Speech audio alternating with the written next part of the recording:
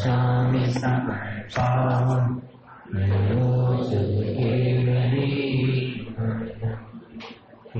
भुवन में सा राग विज्ञानता शिव स्वरूप शिवता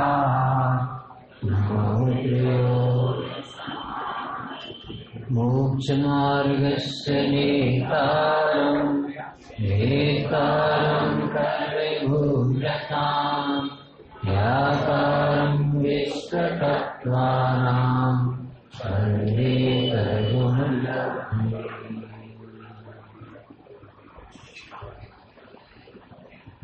गुरुवरे शाश्वती सुखदर्शन स्वरूप तुम्हारा है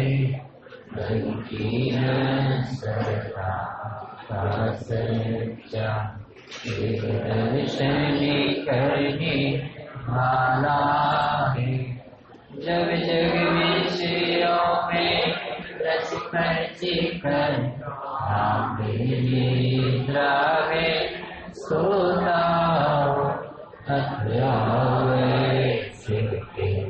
निष्कंठ विषकंठ गोता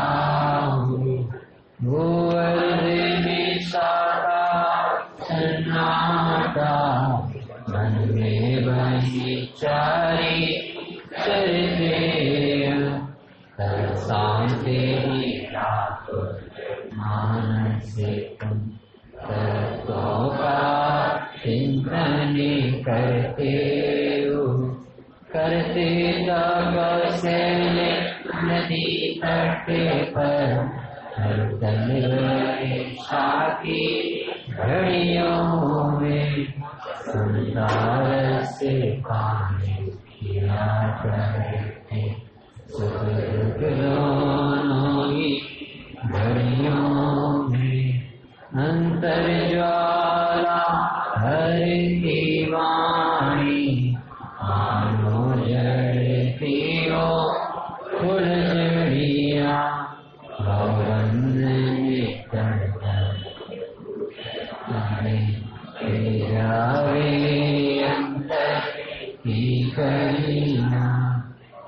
सादानी क्या कोई हो जब को दे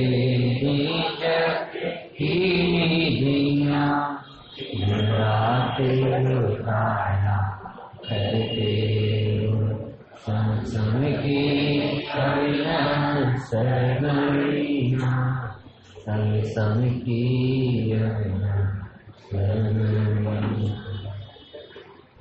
कंपनाचार्य आदि 700 मुनि भगवंतों की विष्णु कुमार वात्सल्यधारी महामुनि राज की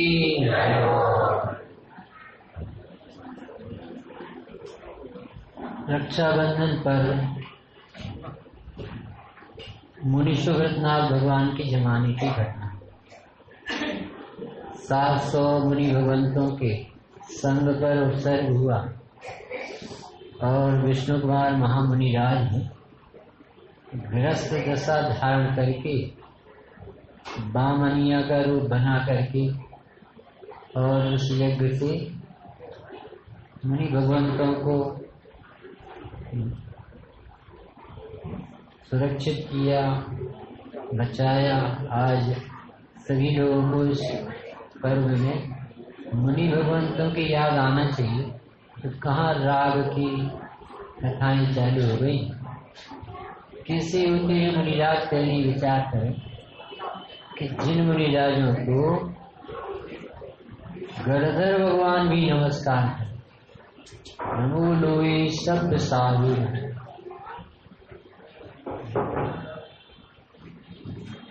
चलते फिरते चरणों में शीश झुकाते हम चले आपके कदमों पर नित्य ही भाव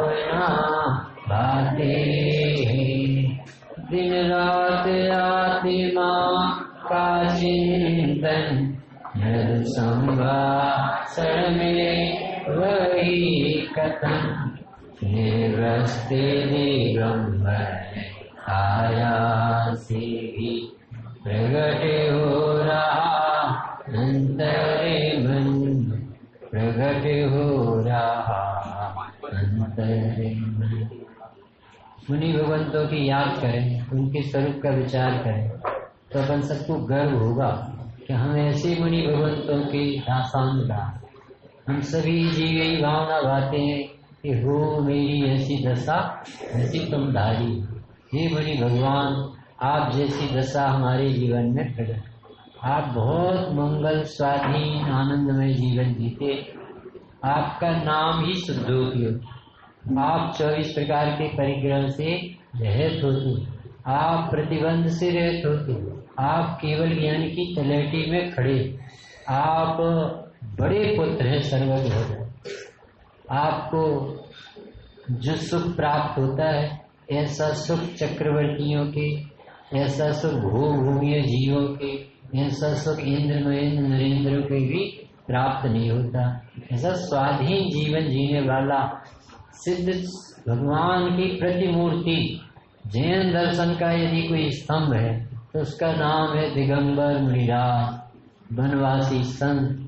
दिखते हैं वन में, रहते हैं चेतन, दिखते हैं अंधियारे में, रहते हैं ज्ञान की उजाली, दिखते हैं मेले और है बहुत पवित्र, दिखते हैं बाहर से भूखे प्यासे से, अंदर से तृप्त तृप्त रहते, स्वानुभव का अमृत पीते, सारे जगत को पीने का निमंत्रण दे। इसी पवित्र दशा देख करके जिस जीव को मुनि होने का भाव ना समझ लेना, वह मुनिराज का भक्ति, क्योंकि मुनिराज महासुखी है। तो हर व्यक्ति सुखी होना चाहे, तो सुखी होना है तो स्वाधीनता का इनसे सीखो। स्वाधीनता की कला सीखने के लिए कोई जबरदस्त मुद्रा है तो उनका नाम है मुनिराज। ऐसे मुनियों पर भी विपदा आ सकती है, ऐसे मुनियों की भी कोई रक्षा छोटा व्यक्ति कर सकता है।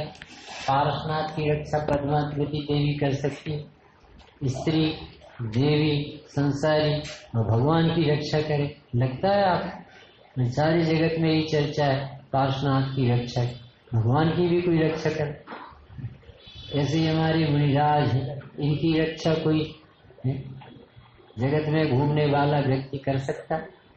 मुनिराज स्वयं रक्षित थे, क्योंकि वे स्वयं सुरक्षित शुद्धात्मा की रुचि के धनी थे, ज्ञाता थे, अनुभव संपन्न थे। उनकी रक्षा कौन कर सकता है? प्रत्येक जीव अपनी ही रक्षा कर सकता है। किस बात से? कि वो अपने को कसायों से बचाए, ये उसका रक्षा बंधन था। क्योंकि हर व्यक्ति मोह से पीड़ित, हर व्यक्ति कसाय से जल रहा है, हर व्यक्ति अज्ञानता में तप रहा है, हर व्यक्ति को 24 घंटे कर तत्व का भोग तत्व का भूत सवार है। उसकी रक्षा भगवान भी नहीं कर सकते, वो खुद ही अज्ञानता से पीड़ित है। वो तत्व ज्ञान करे और अपनी स्वरूप की पहचान करे तो अपनी रक्षा हो। ऐसी रक्षा बंधन के पर्व में भी इन मुनि विस्तरों से एक बड़ी भारी सीख मिलने की बात प्रकट होती है। लगता है कि विष्णु कुमार मुनिराज ने 700 मुनिराज की रक्षा, सचमुच में अकंपनाचार बहुत बड़ी थी और उनका जो अकंप स्वभाव था, चारित्र में दृढ़ स्तंभ थे, उनकी रक्षा कौन कर सकता? तो पहले नंबर तो ये समझना चाहिए कि कोई द्रव्य नष्ट नहीं होता, उसकी रक्षा करने की जरूरत नहीं, सब सुरक्षित द्रव्य। और दूसरा है तो फिर रक्षा बंधन पर्व क्यों आया? अभी रक्षा तो ही होगी। यहाँ परिणति में भाव भाव चलती है, ये शत्रु है और इससे जीव दुखी होता है। तो रक्षा हो तो अपनी ही आत्मा की विभाव परिणामों से आप ही रक्षा कर सकते और कोई दूसरा रक्षा कर नहीं सकता। मुनीश्वर उसकी राय बता सकते हैं कि तुम्हारा कोई शत्रु मित्र बाहर नहीं है, तो तुम स्वयं पर में एकत्व ममत्व करके दुखी होते हो और तुम स्वयं ही ममत्व छोड़कर सुखी हो। तो अकंपनाचार्य मुनिराज जैसे जिनको हम देखते हैं तो ऐसा लगता है इनकी रक्षा हमारे विष्णु कुमार मुनि जी की। तो विष्णु कुमार मुनि बड़े हैं कि कंपनाचार्य? रक्षा करने वाला बड़ा है कि जिनकी रक्षा की गई भी बड़े हैं। जैन दर्शन कुछ सोचने की लिखे जो अपन आहार देते मुनिराज, तो आहार देने वाला बड़ा है कि आहार लेने वाला बड़ा? लेने वाला बड़ा। ये गजब की व्याख्या। अपन तो ऐसा समझते जैसे धनी आदमी बड़ा है, गरीब आदमी छोटा। ऐसा अपन नाप मोल की बुद्धि से ही मुनीश्वरों को आहार देने वाले चक्रवर्ती छोटे, और हमारे मुनिराज बहुत बड़े दिखते हैं। वे आहार ले रहे दूसरे का, परंतु वे अपने भाग्य का खा रहे। जगत को कहाँ पर। दूसरी बात, आत्मा की रक्षा करने की जरूरत नहीं है, परंतु परिणति में कसायसी अपनी अपनी रक्षा हर व्यक्ति को करना चाहिए। तो कंपनाचार्य ने अपनी रक्षा की, सुसागर ने अपनी रक्षा की, और विष्णु कुमार मुनिराज को मुनि मुद्रा का वो बहुमान आया, वात्सल्य अंग जागा, तो उनने जो मुनिराजों की रक्षा की, इसका व्यवहार में समर्थन और अनुमोदन हम सबको करना चाहिए। परमार्थ से कोई किसी का रक्षक होता नहीं, और व्यवहार में धर्मी जनों की, धर्मायतनों की रक्षा का भाव आए बिना रहता नहीं। ऐसा गजब का निश्चय व्यवहार की संधि वाला मार्ग। तो बाहर में विष्णु कुमार मुनिराज ने हमारे शास्त्र मुनिराज की रक्षा की।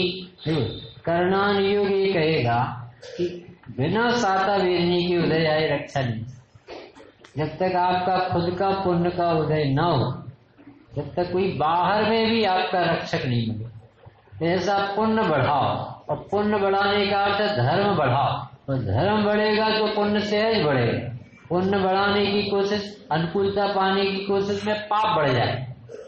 तो हमारे मुनीश्वरों के अंदर से शुद्धोपयोग सी रक्षा हो रही थी उनकी, और बाहर में उनकी रक्षा जो प्रतिकूलता हटी उनके पुण्य के उदय से ही। और चरणान योग में ये कहा जाता है कि अपनी रक्षा पाप भाव से करना चाहिए। प्रतिज्ञाबद्ध हो, बंधन नाम का पर्व जो ऐसी जिनेश्वरी चरणान योग कथित प्रतिज्ञाएं लेते हैं, वे अपने को पाप से बचा लेते हैं। ये व्यवहार से रखते। प्रतिज्ञा लेना बंधन में बंधना है, और इसमें रक्षा है पाप भाव। ये चरणान योग से रक्षा। कर्णान युग से रक्षा होगी जब तुम्हारे ऐसे पाप न बंधे जिससे तुम्हें सहन नहीं होते, तो आप धर्म कार्यों में लगोगे तो उन कर्मों से निवृत्ति होगी और पाप आदि के प्रसंग हटेंगे। तो कर्णान युग कहेगा आपकी रक्षा आपका उदय करेगा। चरणान युग ये कहेगा कि आपके परिणाम, हमारा भला बुरा तो अपने परिणामों से। यदि तुझे दुखी नहीं होना हो तो कसाय नहीं करना। तो कसाय से बचने के लिए पाप से बचकर हटकर जो प्रतिज्ञाओं में रहते हैं, देव गुरु शास्त्र के निकट रहते हैं, साधर्मी जनों की गोष्ठी में बैठते हैं, वे अपने आप को पाप से बचा लेते हैं इस चरणान युग से रक्षा बंधन पर। और द्रव्यान युग से रक्षा बंधन पर क्या है? स्वयं रक्षक वस्तु है, उसकी रक्षा करने वाला जगत में कौन है? कोई द्रव्य दूसरे द्रव्य को स्पर्श भी नहीं करता, उसकी कौन रक्षा करे? और प्रथमान युग क्या कहता है?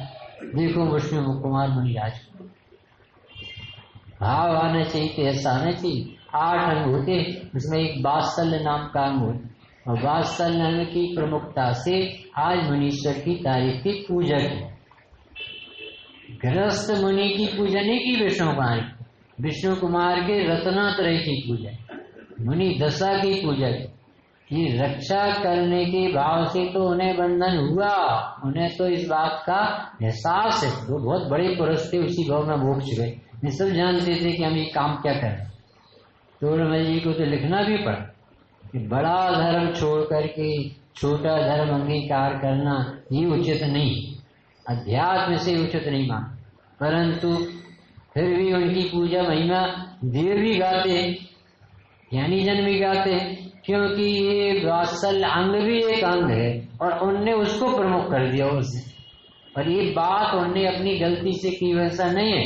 सागर सेन बड़े तपस्वी मुनिराज विराजमान, उनके और उनको एकदम से मुंह से आग निकला। अरे ये क्या हो, इतना बड़ा सन और आग लपटे चल रही है चारों तरफ, ये कैसी विपदा है। और इसके लिए पुण्य चाहिए, धन की रक्षा के लिए पुण्य चाहिए, साधर्मी की रक्षा के लिए वात्सल्य अंग चाहिए, और आत्मज्ञान की कसायों से रक्षा के लिए पुरुषार्थ चाहिए, भेद विज्ञान। तो उन्होंने कहा, आह निकला। उनकी बाजू में छुल्लक बैठे थे, विद्याधर थे। प्रभु आपके मुंह से रात्रि में आए, आप तो बोलते नहीं, क्या हो गया, कोई कष्ट? नक्षत्र तारा गिरते देखकर निमित्त ज्ञान हुआ कि हमारा कोई संग मुनिराजों का इस समय संकट में पड़ा है। यद्यपि वे महातपस्वी हैं, शुद्धोपयोगी हैं, ज्ञानी हैं, तथापि अपन को इस समय उनकी रक्षा अवश्य होना चाहिए। ये भाव आ, कौन रक्षा करने में समर्थ? उन्होंने कहा कि इस समय विष्णु कुमार मुनिराज की रिद्धि हो गई है प्रकट, और उनको खुद ही पता नहीं है कि रिद्धि हो, इतने ध्यान ज्ञान में मगन रहे। तो फिर क्या करें? आप इस समय जाओ और उनको याद दिलाओगे, वो अपनी रिद्धि परीक्षा करेंगे और वो ही रक्षा करने में समर्थ। जैसे ही हुआ, वो गए, उनको याद दिलाया, उनने अपना परीक्षण किया, हाथ फैलाए तो सुमेर पर्वत और मानसोत्तर पर्वत तक उनका शरीर बढ़ गया। और फिर बाद में वो मुनीश्वर आए, गौना रूप धारण किया, कपड़े पहने और 3 पग भूख मांगी उस बलि से, और बलि ने 3 पग भूख दी। 2 पग में उनने दुनिया नाप ली, और तीसरे पग में कहाँ रखे, यानी उसको अपनी गलती और हार मानना पड़ी। यज्ञ तत्काल बंद हुआ, उनके पास रिद्धि सिद्धियां थी, और तत्काल मुनीश्वरों की भैया व्रत होने लगी। और रुंध गए थे, कंठ, नाक, आंख, कितने मूर्छित पड़े थे, कैसी दशा हुई होगी। हस्तिनापुर की चर्चा, 7 दिन तक लोगों ने भोजन नहीं बनाए सोचे। हमारे मुनिराज पर कैसी संकट आए, अपन इस पर्व को किस रूप में मनाते और किस रूप में मना चाहिए। कुछ बातें ऐसी अपन को सीख देती है। ये सब नैमित्तिक पर्व है, धार्मिक पर्व भी है, सामाजिक पर्व। समाज मनाती, अपने अपने ढंग से मनाती, हमें भी अपने ढंग से मनाने के लिए जनवाणी प्रेरित करती, पूजाओं में भी ये बात आती, और हमारे ज्ञानी जन भी किस रूप में मनाते हैं इसकी थोड़ी सी झलक पुरानी रचना से आधा सा चित्रण लाए, क्योंकि लंबा हो जाता है। कहाँ से लाए हैं कि जब वो चारों बलि, नमोची, बृहस्पति पहला किस्सा, बर्मा राजा उज्जैन नगरी में मुनि दर्शन के लिए जा रहा था। तो वो मुनि दर्शन के लिए जा रहा था, तो ये जैन धर्म से चिढ़ने वाले व्यक्ति को भी जाना पड़ा राजा का साथ में।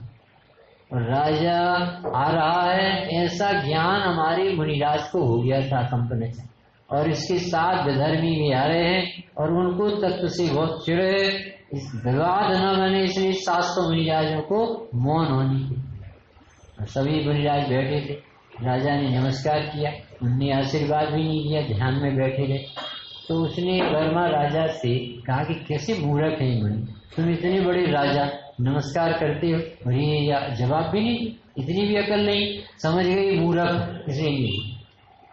जिन मुनिराजों को देखने पर भीत मिथ्या तकरीत मिथ्या छूट जाए, उन्हीं मुनिराजों को देखने पर कसाय आ सकती है। इससे पता चलता है कि निमित्त के अनुसार कार्य नहीं होता, कार्य उपादान के अनुसार। जिसकी जैसी योग्यता होती है वैसी मंदिर दिखता है, वैसी भगवान दिखते हैं, वैसी सभा दिखती है, वैसा धर्म दिखता है, वैसी बुद्धि से वो शिक्षा लेते। चारों मंत्री लौट रहे थे, वर्मा राजा वापस जा रहा था, और उसी समय श्रुतसागर मुनिराज बीच में मिले। श्रुतसागर से आहार लेट होकर आए थे, तो उनको देखते ही वो मली बोला कि देखो ये बैल आ रहा, पेट भर के आ रहा। एकदम से श्रुतसागर मुनिराज बोल पड़े, तुम गऊ को माता मान, तो बैल तुम्हारा बाप हुआ। ऐसा मुंह तोड़ जवाब क्या दे दिया, आपत्ति में पूरा संत।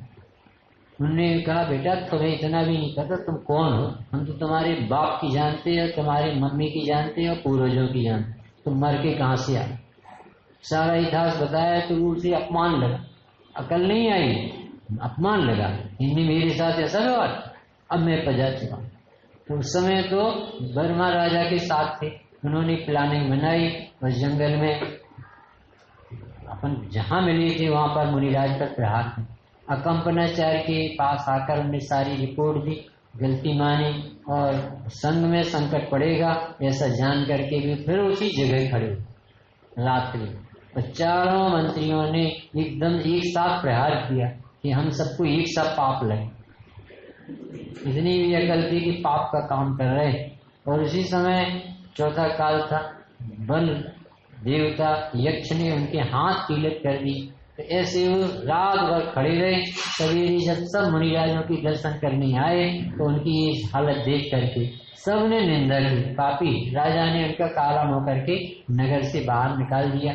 बुद्धि के धनी तुझे हस्तिनापुर पहुंचे और उन्होंने पद्मराय को खुश कर दिया और उनके यहाँ जा करके मंत्री बन करके रहे। यहाँ से कथा सुनाते। तदनंतर कुछ दिन कटे बीता सुखद बसंत, दुखद ग्रीष्म का भी हुआ धीरे धीरे। आषाढ़ मास में आस्थान परिवारी राज के आने पर श्री सूर्य कंपन हस्तिनापुर संग सहित पहुंचे जाकर। तो उन्होंने 4 महीने पर वहां पर चौमासा की प्रतिज्ञा ली और हस्तिनापुर में उनका चौमासा चल रहा था। उसी समय जब मंत्रियों को ये पता चला कि यहाँ गए और हमारा रहना बहुत कठिन हो जाएगा, पता चलेगा कि ये अपमानित हुए थे, इन मुनि के ऊपर अवसर किया था, तो राजा हमें डांटेगा, सताएगा। तो उन्होंने 7 दिन का उनसे अवकाश लिया, हमें 7 दिन की राज दो। उनने कोई उपकार किया था, हरिबल राजा को दी। तो राजा ने खुश होकर के इच्छित वर मांगा और उसे राज दे दिया। और उस 7 दिन की राज में उसने जो उपद्रव किया वो सारी दुनिया जानती है, आज भी इस इतिहास को याद करती है। तब राजा खुश होकर बोले, जो चाहो इच्छित वर ले लो। मंत्री बोला, हे नाथ 7 दिन का यह राज्य मुझे दे दो। सब राजबार तक दीन अपने निज अंतपुर में वास किया। सचिवों ने संग बीच जाकर नरमेघ यज्ञ प्रारंभ किया। उन सब मुनियों के आस पास कांटों की बारी लगवा दी।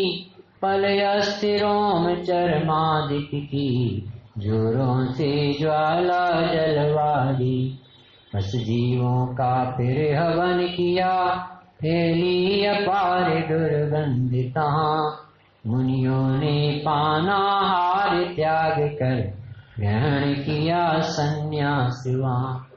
मुनिराज का जीवन ऐसा हो, वो कल के लिए नहीं जीते कि कल मुनि हो गए कल आहार लेने निकलेंगे, फिर घूमने निकलेंगे, फिर चर्चा करेंगे। वर्तमान में जीते, अपने लिए जीते। तो उन्होंने नियम ले लिया कि जब तक ये उत्सर्ग नहीं टलेगा तब तक अन्न जल आहार का त्याग। सभी पूर्ववासी सभी अधीर हुए, सभी ने भोजन त्याग दिया। धिक्कार बलि और सभी ने धिक्कार दिया। यदि जलद दृष्टि से अग्नि जले, वह बाड़ी धान को खा जाए। अन्याय करे राजाई तो फिर न्याय कहो किस पर जाए। धनक उठी ज्वाला वहाँ, फैला धूम अपार। कंठ रुधे अरु फट गई, दुख का रहा न पार। एक कल्पना भर करो, आप अपने बच्चे को एक खड़ा कर दो, चारों तरफ से अग्नि जला। क्या है कि मुनिराज तो दूसरे है ना, पर है, इसलिए विचार भी है। आपकी दुकान के चारों तरफ अग्नि जले, इतने विचार। लड़की बहू के सामने, अरे अपनी मम्मी कुएं में गिर गई और पत्नी गिर गई, विचार एक एक क्षण कैसे करते हो। इस पर भी शांत चित्त धारी मुनिराज कष्ट को सहते थे, निश्चल ध्यानावस्था में वर महामंत्र को जपते थे। एक विद्याधर क्षुल्लक के संग मिथिलापुर के वर उपवन में, निश्चल ध्यानावस्था में योगीश्वर सागर चंद्रमा तप करते थे उनमें। सब अपन ने पढ़ लिया अभी। ये उन्होंने सागर सेन मुनिराज ने उनको भेजा क्षुल्लक को। यो मुनिवर ने जब हाल का क्षुल्लक सी से यह करुणा कर, तब पुष्प दंत क्षुल्लक बोले, यदि हो तो यत्न करूं जाकर। ये सब उन्होंने प्रेरणा दी और वो क्षुल्लक जी उनसे प्रेरणा लेकर के आ गए और रिद्धिधारी मुनिराज विष्णु कुमार के पास आ गए। रिद्धि परीक्षा कर चुके जब मुनि विष्णु कुमार, किया हस्तिनापुर तरफ तब फिर शीघ्र विहार। जा बोले मुनि भ्रात से, है तू मूढ़ महान, ज्ञाता होकर धर्म का, मुनि के लिए वे प्राण। क्या प्राण ले रहे? वो तो अपने घर में बैठे राजा साहब। हम क्या करें मंदिर का, एक तरफ दूसरे तरफ का करता नहीं। बहुत अच्छा पढ़ाई पढ़ ली तुम, दुकान में नहीं सोचता करता है, खाने पीने में नहीं सोचता करता है, सिर्फ धर्मायतनों में बुद्धि लगाते। कौन किसका क्या करे? निश्चयभाषी नंबर 1 है। समझ में आए क्या कह रहे? मुनि के लेवे प्राण। तू राजा होकर के घर में चौकी में घुसा है रानियों के पास। जिस कुल में तीर्थंकर आदिक पुरुषों ने था अवतार लिया, उस कुल की क्यों रे मूढ़ आज लाज शर्म को छोड़ दिया। तब भ्राता सब ने यूं बोला, मेरा नहीं दूसरे रंच भी है, मैंने नहीं कष्ट दिया उनको, नहीं देने की आज्ञा दी है। बताओ ये उत्तर सही है कि नहीं? क्यों? उसने राज दिया बेचारा, वो क्या करे? सत्य महाव्रत का धाय, सत्य वचन का धाय। महापापी जीव का नाम है जो धर्म की अवज्ञा करे और धर्मायतनों से दूर रहे और वो कहे कि हम बहुत समझदार हैं। ऐसे जीव का नरक निबोध में आमंत्रण।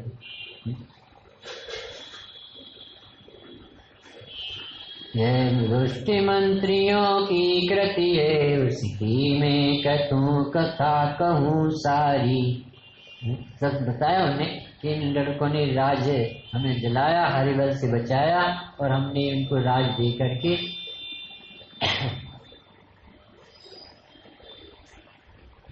तब निज रीति प्रकट कर बोना सा, कायरता सूचक बातें सुन नत की मुनि को अचरज आया। तब छल से स्वयं संग रक्षा करना मजबूरन ठहराया। देखो ये बड़ी तपस्वी को भी मजबूरन मायाचारी करना। भरत राजा था और राम जंगल में थे और राम को पता चला कि भरत के ऊपर एक राजा ने आक्रमण किया, तो उन्होंने स्त्री का रूप धारण। मूछें तो होती नहीं बड़े पुरुषों की, 63 सलाह का, दाढ़ी तो होती नहीं, तो उन्होंने धोती पहन करके गए, स्त्री की धोती पहन करके, और पंचपरमेष्टि का 24 तीर्थंकरों का ऐसा स्तवन गाते गाते गांव से निकले और नर्तकी बन करके उस राजा के सामने खड़े और ऐसा नृत्य किया कि वो राजा झूम रहा था, सभा झूम रही थी। और उसी समय उसने कॉलर पकड़ के उस राजा को पटक दिया। राम बताओ, ये मायाचारी, जिसे जगत मायाचारी कहेगा, ये धर्मी की रक्षा करने पर मायाचारी भी करना पड़े तो क्षम, अरे झूठ भी बोलना पड़े तो वो झूठ नहीं है, क्योंकि अहिंसा धर्म और धर्मायतनों की रक्षा के लिए सब मायाचारी करके भी उनके पास पहुंचे। निज रीति प्रगट कर बोना सा, सब ब्राह्मण वेश तिलक धारी, बलि सन्मुख दान गए लेने, बलि ने सन्मान किया भारी। बलि बोला फिरे महाराज, जो इच्छा हो ले लेवे। ब्राह्मण बोला पहले राजन, संकल्प 3 शुभ कर देवे। ऐसा 3 वचन निर्वाह कराकर और फिर उन्होंने अपना रूप बताया। पहला पग गिरि मेरु पर, रखा मुनि तत्काल, मान सोतर पर रखा, पग द्वितीय सुभिसान। फिर बोले बलि से अभी, भूमि बताओ कहाँ तीसरा पग रखे, बचा कहीं नहीं और। बलि बोला पीठ नाप ले तो, जब भूमि समाप्त हुई सारी। मुनिवर रे रखा एक पैर बलि के ऊपर, तब अति भारी। पग रखते ही बलि घबराया, और सारी पृथ्वी कांप गई। इंद्रों के आसन डोल गए, सर नर मुनियों की भीड़ भई। सभी ने रक्षक मुनिवर के चरणों में आकर नमन किया, कि क्षमा प्रार्थना सचिवों ने, तब मुनि ने करुणा दान दिया। सबने सचिवों को धिक्कारा, नृप ने आमंत्री पद छीना।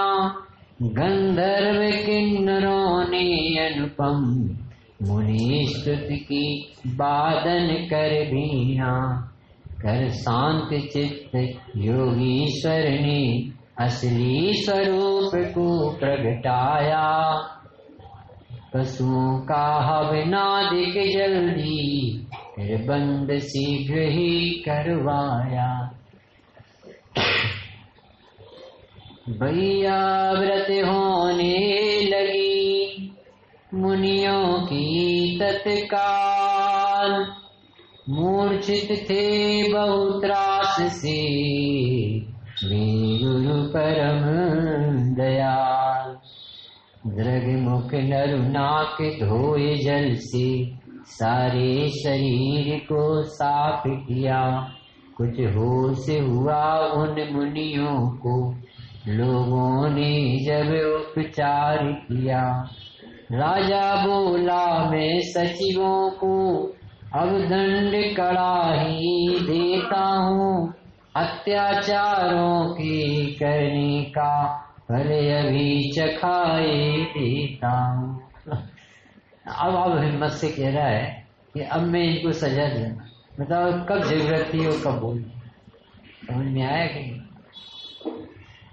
तब विष्णु कुमार योगी बोले, धार्मिक विपत्ति के आने पर, रक्षा करने के बदले जो, जा छिपा नारियों में जाकर। सुन प्रज्ञा पुकार प्रजा पुकार, यहो नृप हो। जो चुप्पी साधे बैठा था, एक मुनि की रक्षा करने की, उस समय प्रेरणा करता था। अब डींग हाँकता है अपनी, सूखी वीरता दिखाता है। अपनी कायरता पर मन में, किंचित भी नहीं लजाता है। ये कौन बोल रहा है, किससे? विष्णु कुमार मुनिराज बोल रहे हैं, किससे? पद्म राजा से। ये कौन है पद्म राजा और विष्णु कुमार? दोनों भाई भाई है, एक माँ के बेटे। एक की करनी देखो क्या है और एक की करनी, अपनी अपनी करनी का फल सबको मिलता है। इस जन्म में नहीं मिला, कर्मों में मिलता है। ऐसा कौन है जो बच जाए? कर्म को दया नहीं है। तीर्थंकर के भी कर्म की उदय है, परंतु वे उदय को नहीं देखते। वे पुरुषार्थी है तो अपना पुरुषार्थ करके और अपना कल्याण कर लेते। कह कर नृप को इस तरह सिहि मुनि विष्णु कुमार, सब ही धर्म रक्षार्थ फिर प्रगट दिए सुविचार। आखिरी शिक्षा सबको दे रहे मुनि भगवान। क्या शिक्षा दे रहे? हे मित्रों सत्य धर्म गुरु या धर्मायतनों पर कभी कहीं, यदि दुष्ट लोग आक्रमण करे तो पीछे हटना कभी नहीं। अब तो एक आदमी पिटता हो जैनी तो दूसरे जैनी ऐसे ऐसे निकल जाएंगे, भैया उसकी हो जाने, अभी उसके साथ बहुत है, अपन क्या कर सकते, कर्ता कर्म है नहीं। ऐसा ऐसा पाठ पड़ गया उल्टा सीधा कि भगवान के सूत्र का दुरुपयोग है। कांजी स्वामी जब उमराला में थे और दुकान पर बैठे और पड़ोस के व्यक्ति को गुंडिया के छेड़े, तो वो कांजी स्वामी ने दुकानदारों को बुलाया और पुलिस में रिपोर्ट कराई कि ये आज यदि सताया जाता है और इसकी अपन रक्षा नहीं करते तो कल आपका भी नंबर। मेरे बाबूजी कहते थे कि पड़ोसी की यह चोरी होती है तो हम अपना ताला मजबूत करें।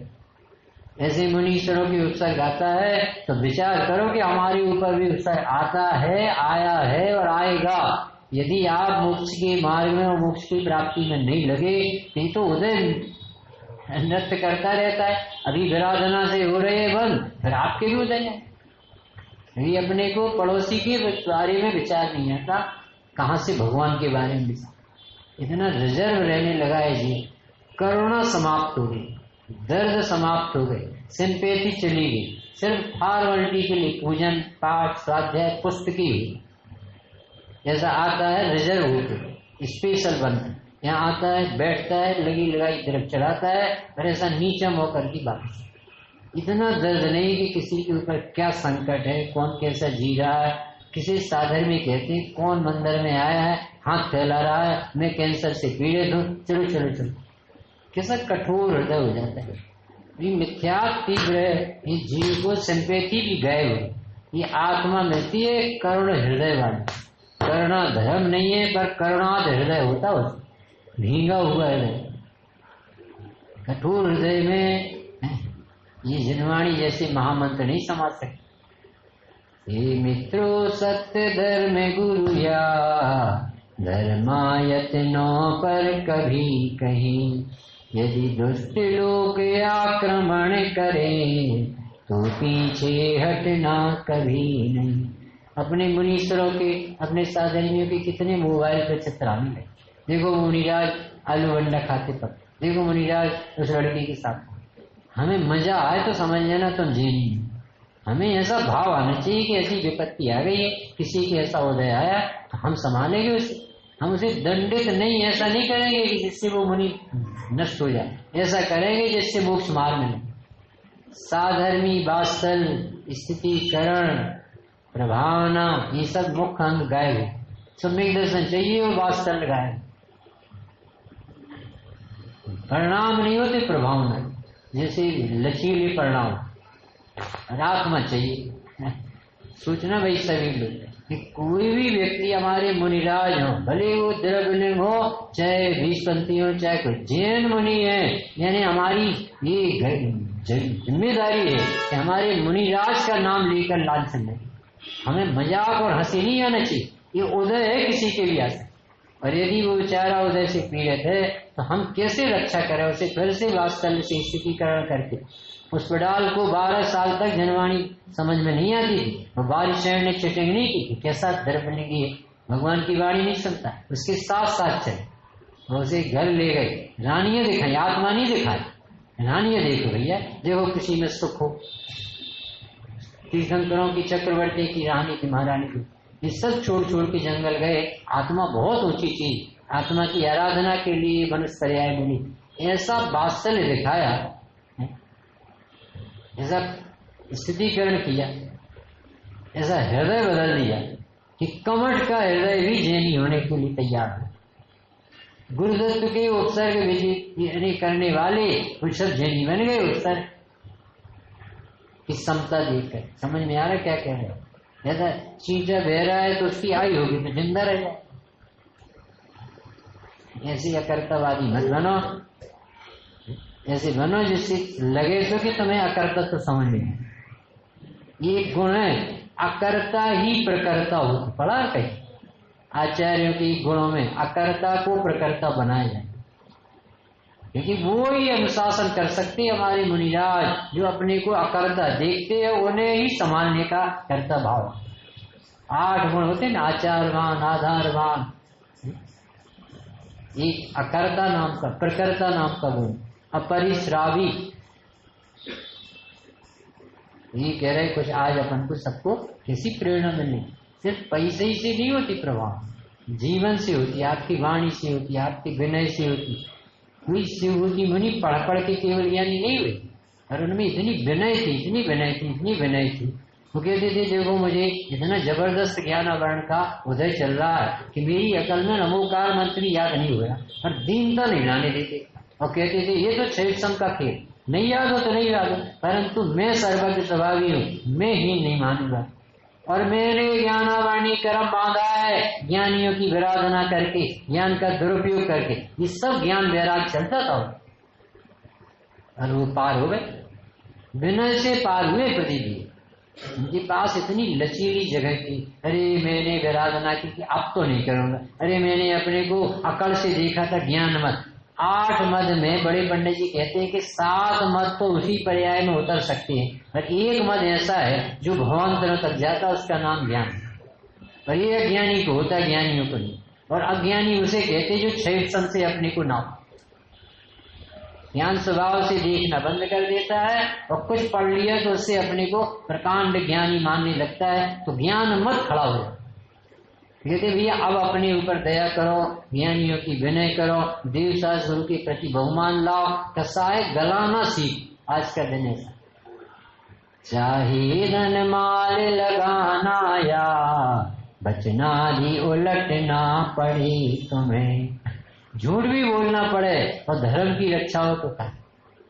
बनारसी दास अकबर के शासन में रहते, और वो चिड़िया पकड़ के ले आए, ऐसी पकड़ी था गर्दन के पास, ऐसा उनका कि ये देखो बड़ा सत्य का धर्मात्मा बनता धारी, अब इससे परीक्षा लेती और इसे नीचा देखा। तो बनारसी दास बताओ ये चिड़िया जिंदा है कि मर? ऐसा पूछा, चिड़िया हाथ में, अकबर बताओ ये जिंदा है कि मरी?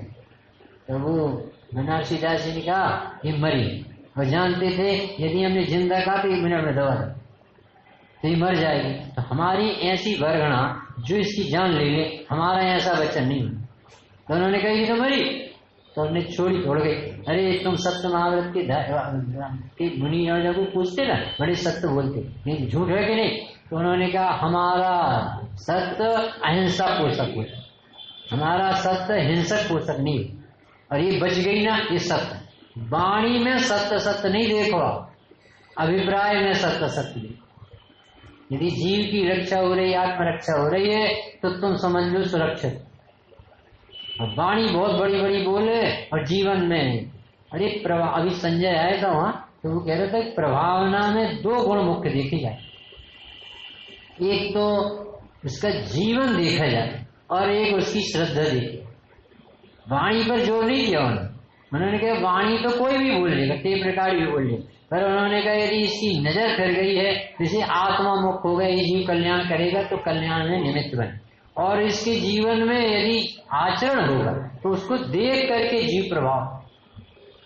अभी कहते हैं भाई वाणी से नापना नहीं, सर्वस्व समर्पण करने का, धन माल इज्जत प्रतिष्ठा वचन जो लगे सो लगा सकते हो आप, और अपने धर्म की रक्षा, अपने आत्म धर्म की भी और साधर्मी के धर्म की भी। यानी भगवती आराधना जैसा इतना मोटा ग्रंथ, उसमें लिखा कि साधर्मी की रक्षा कैसे करना, देह की रक्षा समान। और अपने संयम की रक्षा कैसे करना? आंख की रक्षा के साथ। दोनों की बात देखिए, निश्चय व्यवहार का जैसा सुमेल ज्ञानियों के जीवन में रहता है। अपना सर्वस्व समर्पण कर भी रक्षा करना पड़े तुम्हें। श्री सूर्य कंपन तब फिर विष्णु योगी को शांत किया, सचिवों को और पद्म नृप को दे क्षमा अनुग्रह दान दिया। गुरु को लख वीतरागिता को सचिवों ने पश्चाताप किया। देखो कैसे हृदय बदल। उन्होंने कहा कि इतना बड़ा काम विष्णु कुमार मुनिराज ने रक्षा का, ठीक है, और ये हमें दंड देने के लिए तैयार। और अकंपनाचार्य की मुद्रा देखी कि इनके ऊपर इतना उत्सव हुआ और उन्होंने एक लाइन भी नहीं बोली इन पापियों को ले जाओ, FIR लिखवाओ, बंद करवाओ। इनका क्या दोष? उदय तो कुछ अलग काम करता है। हमारी रक्षा तो हम अपने परिणाम से करके अंतर्मुखी हो गए। हमें कहाँ का आग और कहाँ का ताप चैन हो, हमें तो पता भी नहीं कि क्या हो रहा। ऐसा उपयोग को साधते हैं ज्ञान।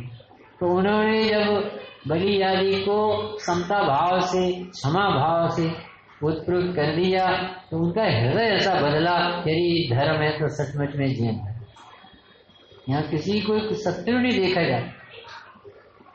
गुरु की लख वीतरागिता को सचिवों ने पश्चाताप किया, भूले नाथ क्षमा करिए जो कुछ हमने अपराध किया। सचिवों ने फिर हर्ष से किया धर्म स्वीकार, गुरु गुण गायन भक्ति से करने लगे अपार।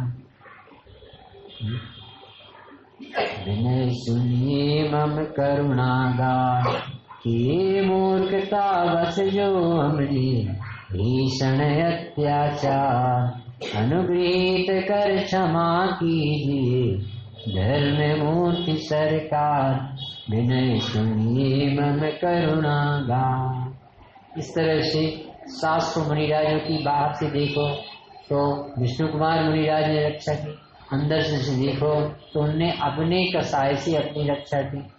उदय से देखो तो कर्म का उदय टला तो करुणान युग से पुण्य के उदय में मुझे स्वयं लक्षित हो गए, बाहर से प्रतिकूलता हट गई। और प्रथमान युग ने शिक्षा की कि साधर्मियों की रक्षा अवश्य करना चाहिए। सिर्फ भाई बहन की रक्षा करे ऐसा नहीं, गरीबों की भी रक्षा, साधर्मियों की भी रक्षा हो, धर्मी धर्मायतनों की भी रक्षा हो, अपनी जनवाणी की भी रक्षा हो। किसी के ऊपर संकट आए तो ऐसा लगे जैसे मेरे ऊपर, और इस समय यदि मेरे ऊपर आता तो हम अपनी रक्षा कैसे करें। ये रक्षाबंधन पर्व पर सबसे बड़ी शिक्षा ये मिली कि वाद विवाद करना अच्छा नहीं, इससे बहुत बड़ा संकट खड़ा हो सकता है। जरा सी वाणी में इतना बड़ा तूफान खड़ा हो सकता है। तो हमारी वाणी बहुत मर्यादित निकले, जो किसी को क्षोभ न पहुंचाए। दूसरा ये कि जैसे उन्होंने तो बहस की थी, तो डॉक्टर साहब लिखते हैं कि ईंट का जवाब पत्थर से देने, तो वो कहते हैं कि गोली का जवाब गाली से मिलेंगे। हमारा धर्म ये सिखाता है। कांजी स्वामी को देखो आप, कितनी गालियां, कैसे पत्थर, कैसे काले झंडे, क्योंकि नया नया करना ये श्रवण करना तो बहुत लोगों को तकलीफ दे रहा था। पुण्य में धर्म नहीं, विषयों में निर्जरा, ये सब बातें कभी सुनी नहीं थी तो अटपटी लगती। कोई करता धरता नहीं, सुनते ही घबराता। हम इतना काम करते मंदिर का, पूजन का, प्रवचन का, ये कहते कुछ करता धरता तो सबको तकलीफ हुई। और जब धीरे धीरे पारंगत हुए तो उनको लगा ये तो महावीर की देशना है, हमने कितना अभिनय किया, तो बाद में झुके। परंतु गुरुदेव ने कभी एक लाइन कभी मुनियों की निंदा के बारे में नहीं बोली, कभी साधर्मियों के लाने में। ऐसा गजब का व्यक्तित्व भी आज याद आता है कि अपन को अपनी रक्षा कैसे करना सिखाया गुरुजनों ने। पूर्णमल जी ने एक जवाब नहीं दिया, हाथी के नीचे पैर के नीचे कुचलवाया। उनको पता चल गया था कि मैं यदि स्पष्टीकरण दूं तभी राजा मान जाए। जैसे सुदर्शन से अपना स्पष्टीकरण देते कि साहब यदि मैं यहाँ आया हूँ रानी का सील हरण करने तो मेरे कपड़ा बताओ कहाँ। मैं तो ध्यान लगाया था मेरे कपड़े वहां हैं, ये रानी का दोस्त। परंतु उन्होंने मौन रह करके जो शांति का परिचय दिया तो पता चला कि आराधक कितना शांत है। तो फिर उससे जीवन में प्रेरणा। चूड़मल जी चाहते कि मेरे पाकेट में शिवलिंगी फूटी डली है और इन्होंने मुझे जबरदस्ती जैनियों ने भी अजैनियों ने फंसाया, तो वो बच तो सकते थे परंतु वो दूसरे अन्य लोग मर जाते। तो उनकी करुणा कैसी हो। दीवान अमरचंद जी की करुणा देखो कि 200 आदमी को मार डालूंगा, बताओ हमारे अफसर को किसने मारा। तो उन्होंने दीवान अमरचंद जी बोले कि मैंने मारा साहब, मुझे बस फांसी दे दो, 200 आदमियों को नहीं सका। और वो तैयार हो गए 200 व्यक्तियों की रक्षा करने एक जैनी व्यक्ति का कलेजा। हम तो जरा सा भी अपना कष्ट नहीं सहन करना चाहते साधारण को। और फिर अफसर ने कहा कि तुम्हारी फांसी है, और बोले क्या चाहिए, 1 घंटे हमें आत्म ध्यान कर। तो वो जैसे सामायिक में बैठे और ऐसे ध्यान में मगन हुए कि उनका देह विलय को प्राप्त हो गया, आत्मा का हंसा स्वर्गवासी हो गया। वो जब छूने आया तो वहां पर कुछ नहीं है।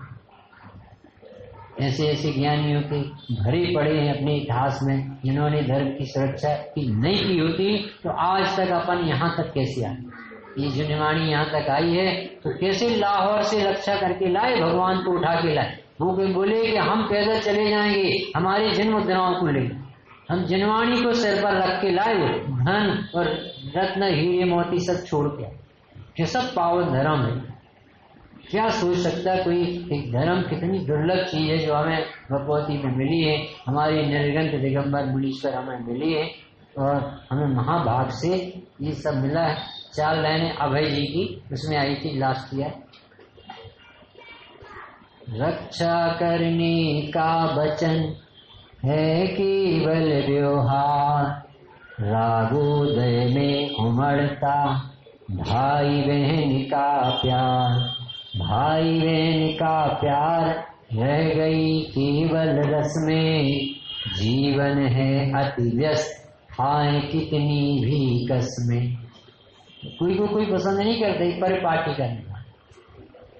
शुद्धात्म और पंच गुरु को जाने सच्चा, तभी कर सकेंगे हम अपनी सच्ची रक्षा। अब दूसरी बात ये कह रहे हैं कि रक्षा सूत्र बांधना है, तो जिनवाणी में रक्षा सूत्र लिखे। कौन से रक्षा सूत्र लिखे? जो सिद्धांत है वो रक्षा सूत्र, ये प्रतीक है कि हमने ये बंधन बांधा तो हमें याद तो आए कि हमने ये रक्षा सूत्र जिनवाणी का पढ़ा है जो हमारी रक्षा करे। बताओ सबसे बड़ा रक्षा सूत्र बताओ। आखिर अपने को आत्मा देखना सबसे सुरक्षित होने का उपाय। अहमिक को महामंत्र है, रक्षा मंत्र है, रक्षा सूत्र। दूसरा बताओ प्रशांत, एक द्रव्य का कर्ता दूसरा द्रव्य नहीं। ये विश्व में सबसे बड़ा रक्षक होने योग्य होता है, सबसे बड़ा रक्षा सूत्र। जाननहार ही जानने में आता है, ये सबसे बड़ा रक्षा सूत्र। पराश्रितता में धर्म नहीं होता, ये रक्षा सूत्र। स्वाश्रित जीव सुखी होता है, ये रक्षा सूत्र। ये रक्षा सूत्र इस सूत्र के साथ बांधे और याद करें हमारे मुनिराजों के जो दे चुके हैं, प्रदेश दे चुके। हमारे महावीर भगवान ने रक्षा की, गणधर देव ने रक्षा की, उन्हीं परंपरा से रक्षा हुई, विद्वानों ने रक्षा की। आज जयपुर में रक्षा होती, सोनगढ़ में रक्षा होती। सब जीव अभय अपने को देखते हैं, अपने को बचाते हैं कसायों से, पापों से। हम और आप भी अपनी इस जीव की रक्षा करने में तत्व ज्ञान से जुड़ें, अपने को भगवान देखें और भगवान बने। इसी मंगल भावना से